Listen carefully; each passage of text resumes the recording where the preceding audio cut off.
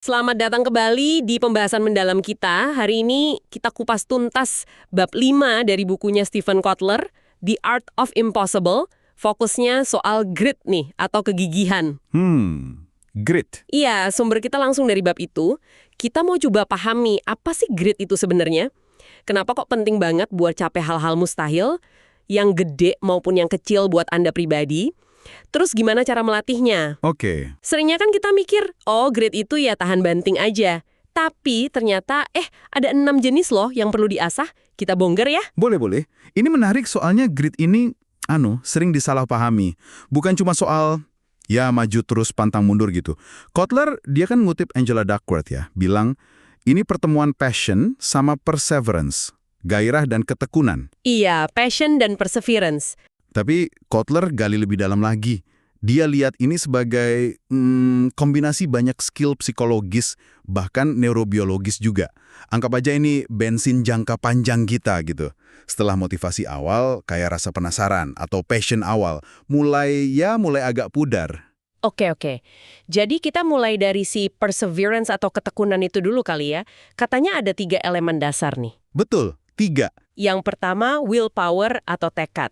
Ini soal nahan godaan, nunda kepuasan sesaat. Tapi katanya ini sumber daya terbatas ya, kayak otot gitu, bisa capek. Iya, persis. Makanya ada saran praktis tuh. Kerjain tugas paling susah di pagi hari. Istilahnya makan katak jelekmu duluan. Hahaha, iya. Pas tekad masih full ya. Nah, itu dia. Karena ini ada kaitannya sama decision fatigue.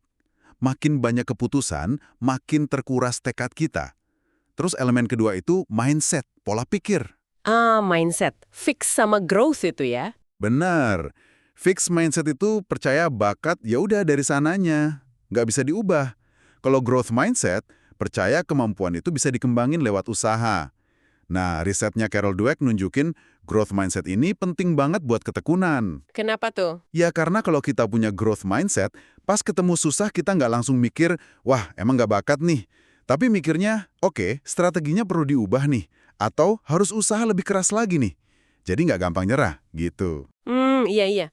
Terus gimana cara praktisnya numbuhin growth mindset ini? Kalau kita misalnya ngerasa bener-bener nggak bakat di sesuatu gitu. Salah satu cara yang disaranin Kotler, coba deh Anda inget-inget lagi, inventarisir gitu. Skill apa aja yang pernah Anda pelajarin? Sekecil apapun. Naik sepeda kek, masak resep baru, belajar bahasa asing dikit-dikit. Oh. Itu kan bukti nyata kalau Anda itu bisa belajar dan berkembang.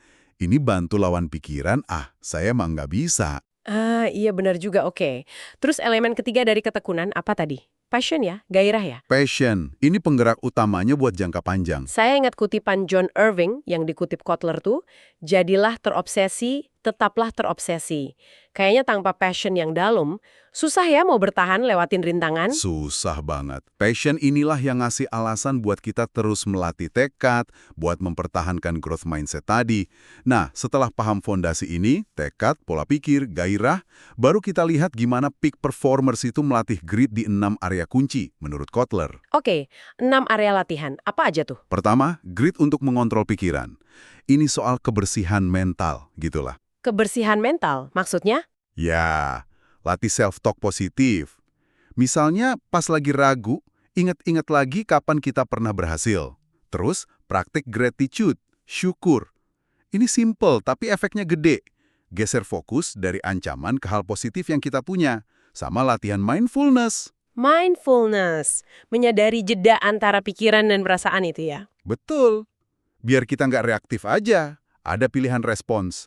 Ini perjuangan di dalam diri yang penting banget. Oke. Yang kedua? Kedua, grit untuk menguasai rasa takut. Penting nih.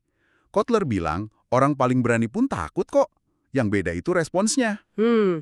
Terus gimana melatihnya kalau kita takut gagal atau takut hadapin tantangan? Bisa bertahap, systematic desensitization, deketin sumber takutnya pelan-pelan, atau bisa juga langsung, flooding, hadapin langsung, tapi ya tentu ada persiapannya.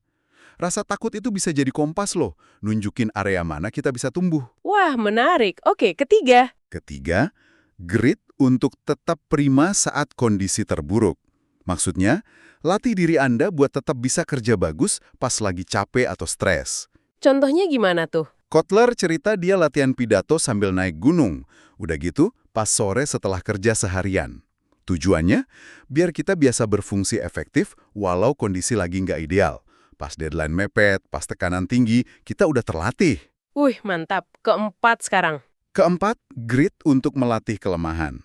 Nah, ini bagian yang sering kita hindari biasanya. Iya sih, pasti nggak gampang ya ngakuin terus ngerjain kelemahan sendiri. Emang nggak gampang, makanya butuh grit. Caranya, ya minta masukan jujur dari teman yang dipercaya. Atau refleksi diri, tanya, keyakinan salah apa ya yang saya pegang 3 bulan lalu, tapi sekarang sadar itu keliru.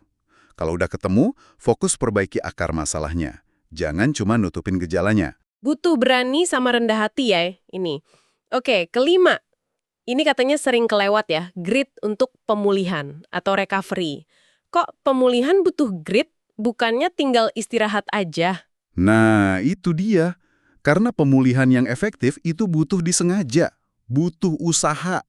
Bukan sekedar istirahat pasif kayak nonton TV sambil minum bir gitu, yang kadang malah ganggu pemulihan.